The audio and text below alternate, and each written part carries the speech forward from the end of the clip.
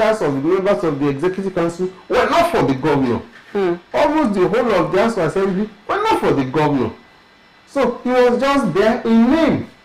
As a figurehead. As a figurehead. They chose not to impeach him, but he was just there. So at the end of the day of the election, that's not the general election, the day of the party election, which they said was the direct primary, the deputy governor came up against the governor's decision. So this is where I stand. The SSG, this is where I stand. Members of the, he had only about two, maybe his attorney general and one other person that were for him in his own government. So we've seen it before. The only thing is they were a little more mature. A little more mature. This one is really, really messy. They get it. It is really messy. Well, let's just hope that, they settle whatever rifts. I mean, the rift is, should I even say rift? Because I think it's beyond the word rift now.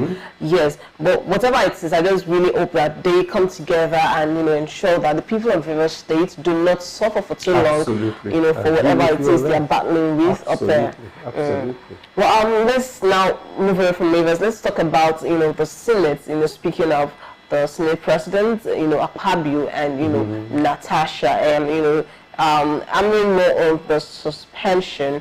And we have it on our different papers right here. One says Saraki cautions Akpabio. And if you read further, it says, advises him not to politicize, trivialize, call for due process in Senate. The signed suspension of Kogi lawmaker or face legal action, Saraki tells Akpabio. I mean, people have been, having, think pieces on this particular issue. People have been saying one or two things, and right now, I mean, the issue of the Natasha Akpabio case is not new to everybody right now, but the suspension came as a shock to many people. I mean, according to many people, it was not necessary, it was not needed, and according to some, they will say, oh yes, Natasha deserved the suspension and all of that. So now, I want you to talk to me about, this whole process. First of all, let's, the Saraki questioning Akpabio and, asking him not to politicize and trivialize the whole issue. Do you think that Akpabio is trying to trivialize this issue by using the suspension to, outweigh the bone of contention? What is the bone of contention? The allegation. What allegation? Sexual allegation. Sexual harassment came later. That's why I find some of these things difficult to understand. The one that we saw as a fact was that during plenary, Senator Natasha Akpabio rose from where she was seated and was talking about a breach of her privilege as a senator. And the Senate President said, you cannot speak from there, your seat has been moved. Move to where you have been allocated now and address the Senate from there. And she refused.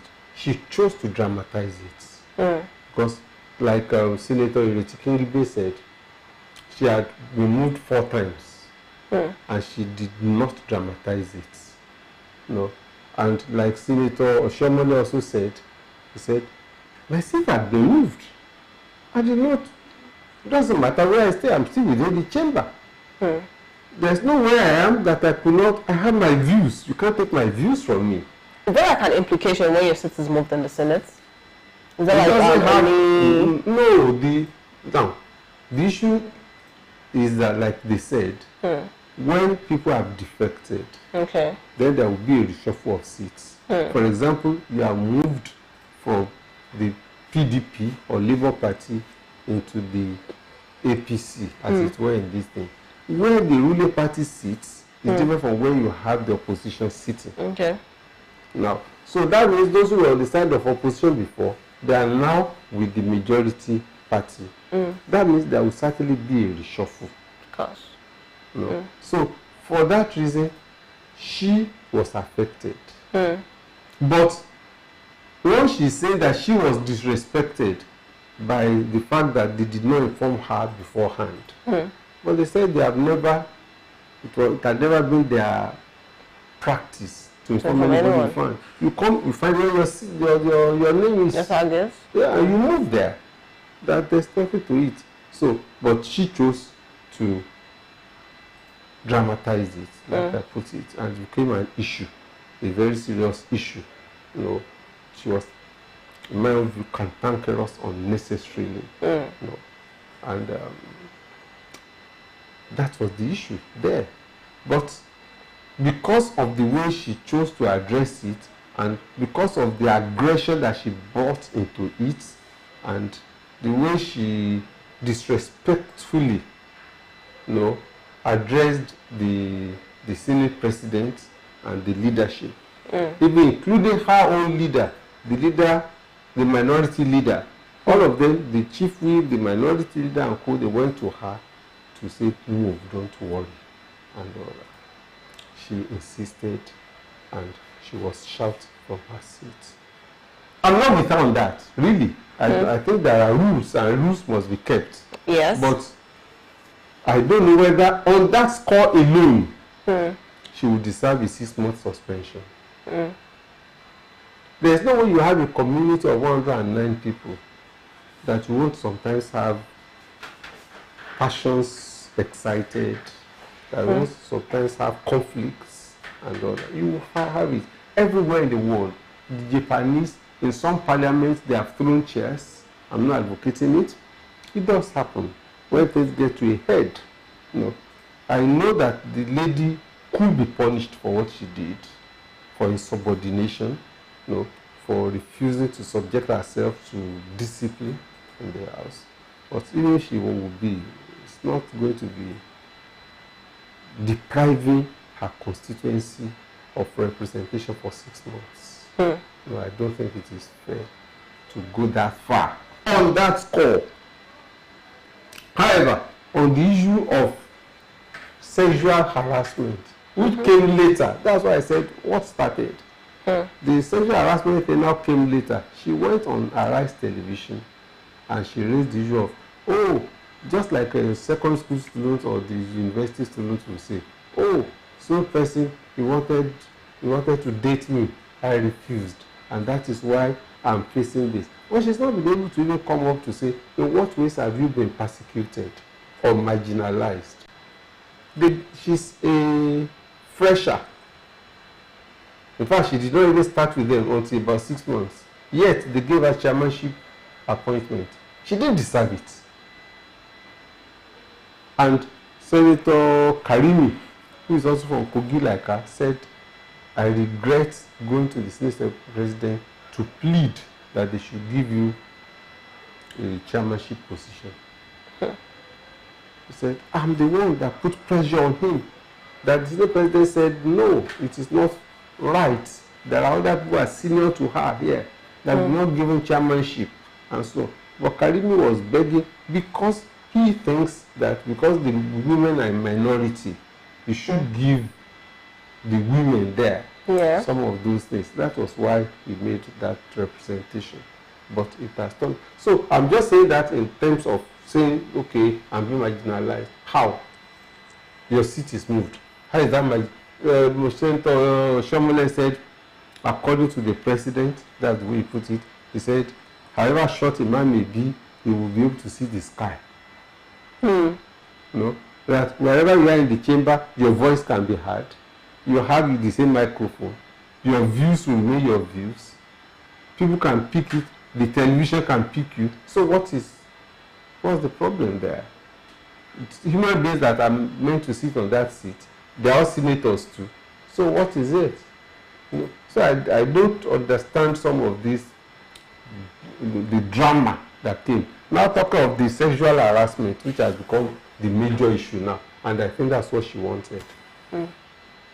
Well, she says she has evidence, which she has not come up with, or which she has not been availed the opportunity to come up with. Because all she said on her rise was, we went to the Senate President's house in November 2023, and while we were there, he took me by hand and we were walking around the house. He was showing me around the house. and my husband was right behind us.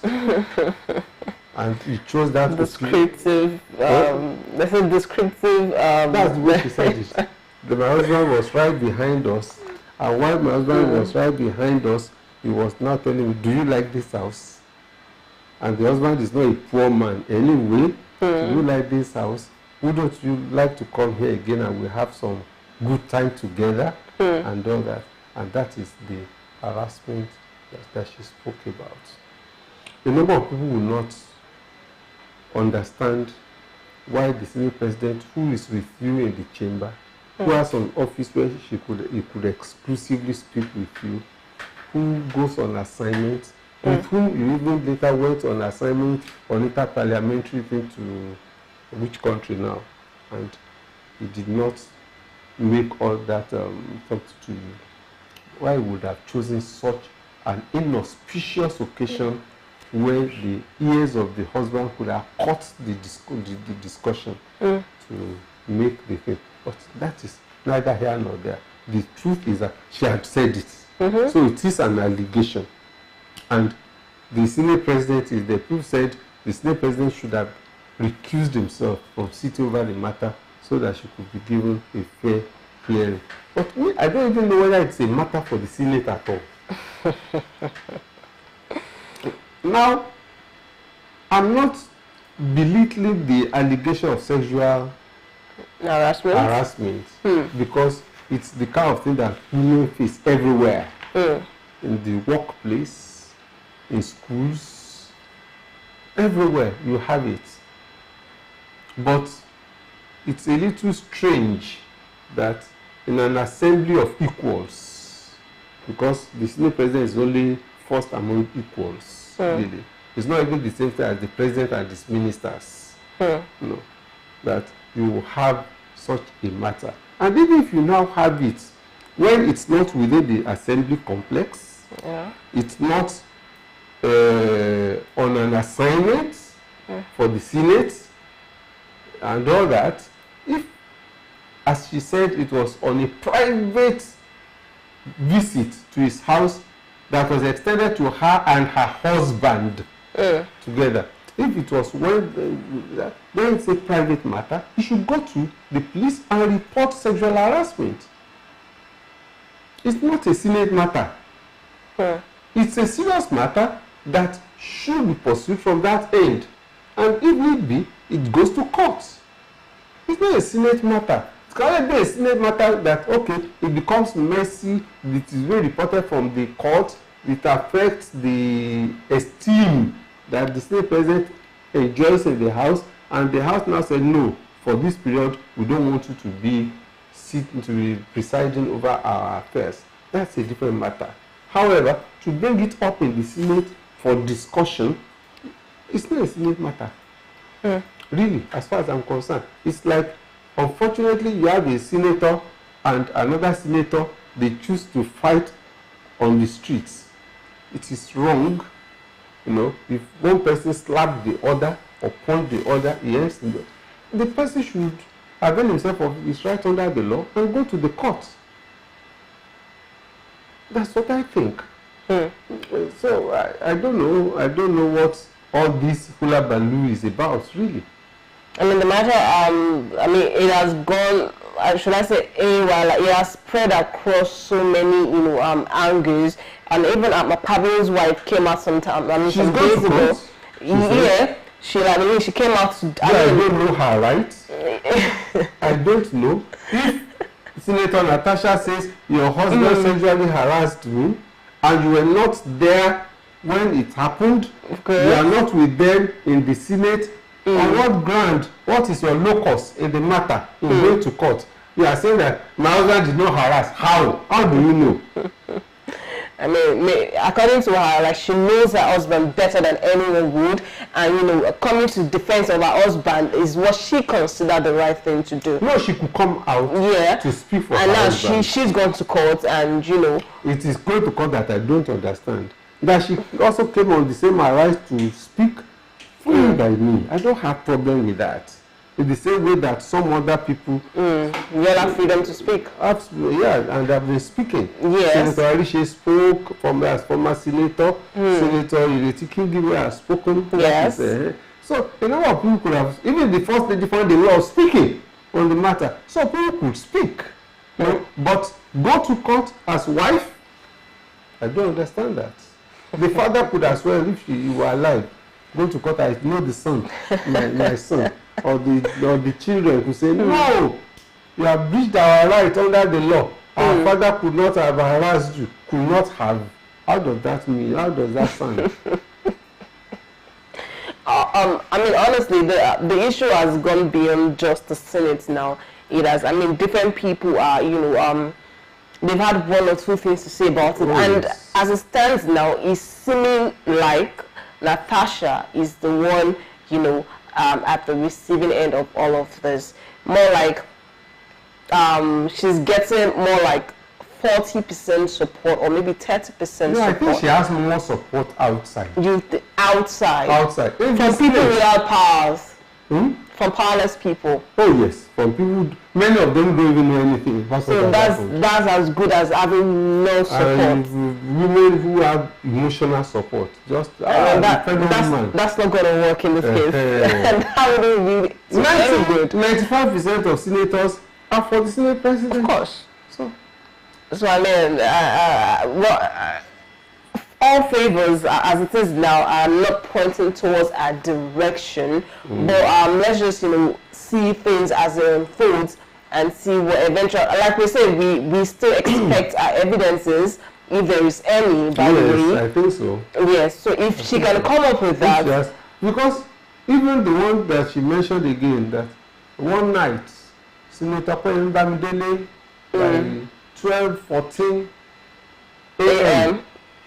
called me when I was in bed with my husband, and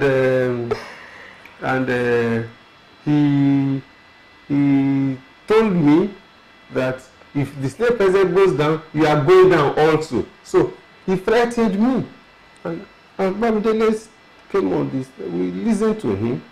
It sounded reasonable anyway.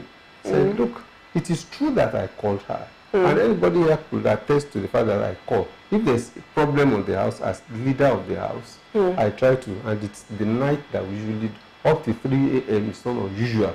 And the first thing I said was, Mrs. Natasha and all that.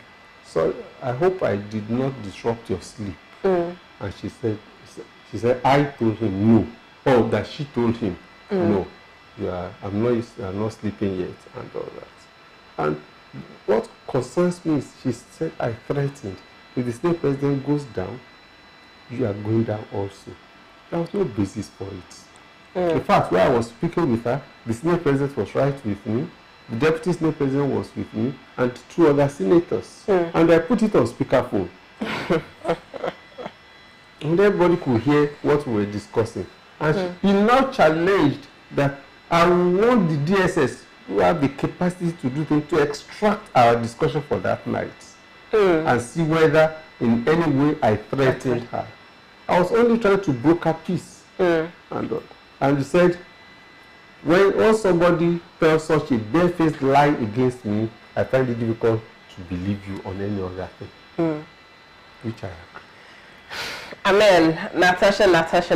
The case has just gone beyond the Senate. It's now on the list of everybody. And just like my analyst rightly said, people who are more people who are leaning towards Natasha they're dealing with it with emotions. Right, many are not, logically handling the matter and, strategically and trying to critically see that, okay, what if not? Many people, I mean, it's a woman thing. I mean, they say women in this case are most likely to win, a case of any sexual allegation, harassment, or whatnot, because according to them, a woman's word over yours as a man, away from the power now, away from the Senate. Emotional yes.